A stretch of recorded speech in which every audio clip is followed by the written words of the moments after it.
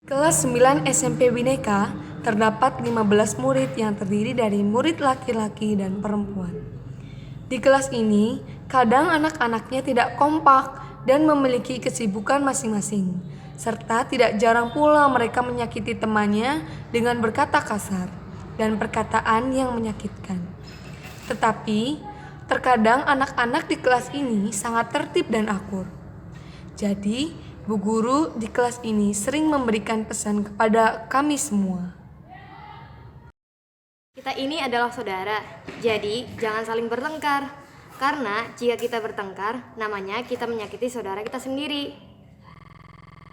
Tetap saja, kejadian itu terus terjadi. Contohnya, pada saat ini terjadi pertengkaran anak laki-laki dan anak perempuan dengan alasan yang sepele.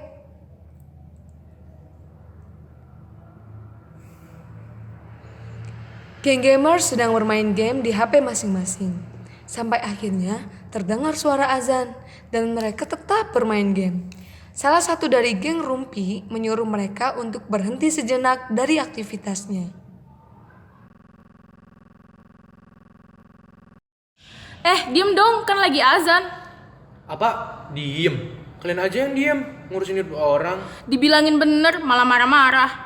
Yang mulai duluan siapa? Kalian kan? Makanya jangan ikut campur urusan kita. Kamu tuh ya. Kamu tuh ya... Udah, kalian tuh ribut aja kerjaannya. Kemudian, kedua geng itu pun akhirnya bubar. Hari itu pun berlalu. Hari-hari selanjutnya pun dilewati dengan kegabutan. Sampai akhirnya, mereka akan menghadapi ulangan. Setiap murid sibuk dengan urusannya masing-masing. Ada yang belajar untuk ulangan, main game, bahkan nonton film dan lain sebagainya. Hari pertama ulangan pun akhirnya tiba. Banyak di antara mereka yang merasa kesulitan dalam menjawab soal-soal ulangan karena mereka tidak belajar sebelumnya. Aduh, ini soal apaan sih? Susah bener. Ya Allah, kenapa yang ada di otak cuma error di mobil ting doang? Setelah hasil ulangan dibagikan, mereka geng gamers terkejut karena hasil ulangan yang mereka dapatkan tidak sesuai ekspektasi mereka. Geng Rumpi pun mengejek geng gamers. Makanya belajar. Jangan ngandelin HP doang.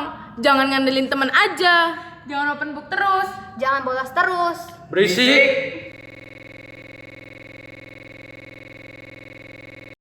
Geng gamers pun berlalu menuju kantin. Di kantin, mereka bertemu dengan teman-teman sekelasnya.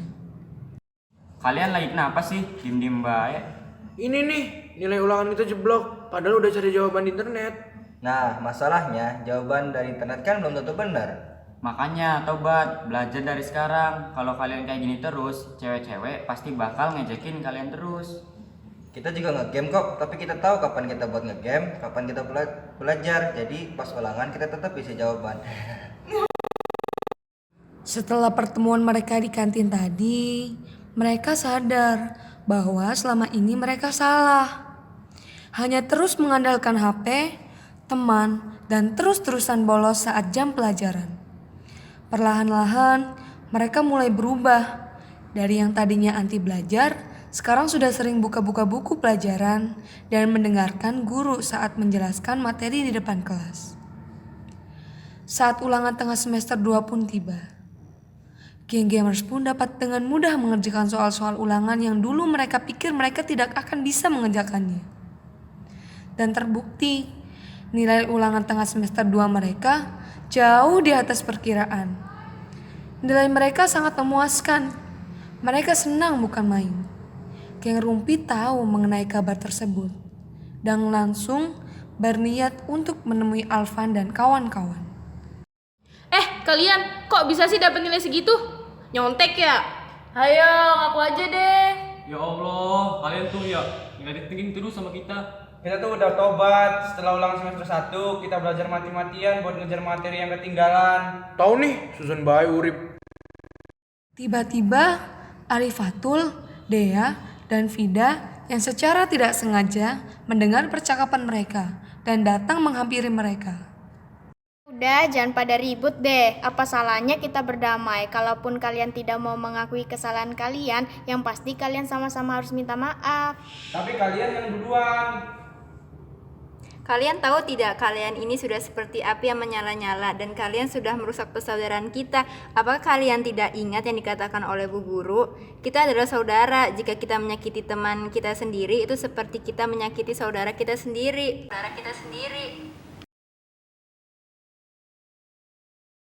Geng gamers dan geng rumpi hening seketika. Dan tiba-tiba Kita minta maaf. Tuh kan, akhirnya kalian baikan. Ya udah, mulai sekarang kita temenan ya. Iya ya, kita temenan sekarang. Kita juga capek berantem terus sama kalian. Ya udah Koy, sekarang kita temenan. Gimana untuk persiapan UN kita belajar bareng-bareng? Setuju. setelah peristiwa itu, mereka pun melewati hari-hari dengan kebersamaan, perjuangan, dan kebahagiaan. Tawa, canda, mereka membuat semua yang sulit menjadi mudah. Dan tiba saatnya ketiga hari di mana kertas ujian nasional ada di atas meja. Keadaan kelas pun menjadi sangat tenang.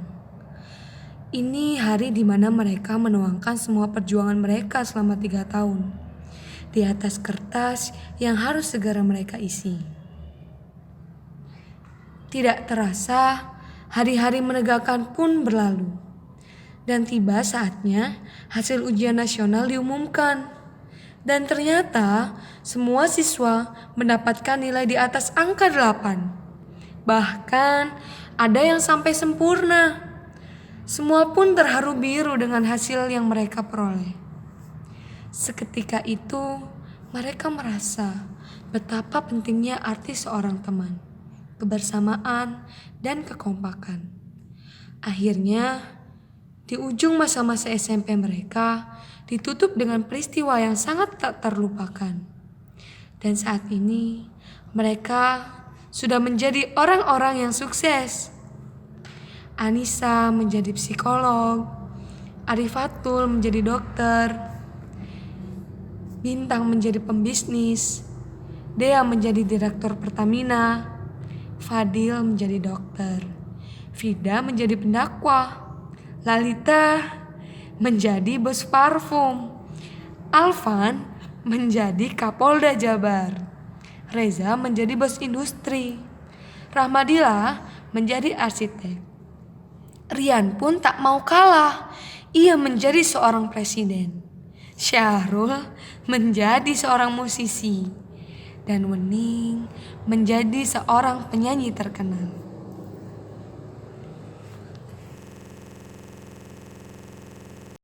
Jadi, pesan moral dari teater boneka yang kami tampilkan adalah kita sebagai makhluk sosial tidak akan bisa jika hidup sendiri tanpa seorang teman. Perbedaan pun tidak menjadi penghalang kita untuk berteman. Sebagai seorang teman, kita harus ada di saat senang maupun susah dan saling mengingatkan jika teman kita melakukan kesalahan. Perbanyaklah teman, karena satu teman itu akan terasa sangat kurang, tetapi satu musuh itu akan terasa sangat lebih. Terima kasih kawan. Nanti kalau ada tugas seni budaya, bikin drama lagi, kita lanjut ya ceritanya. Haha.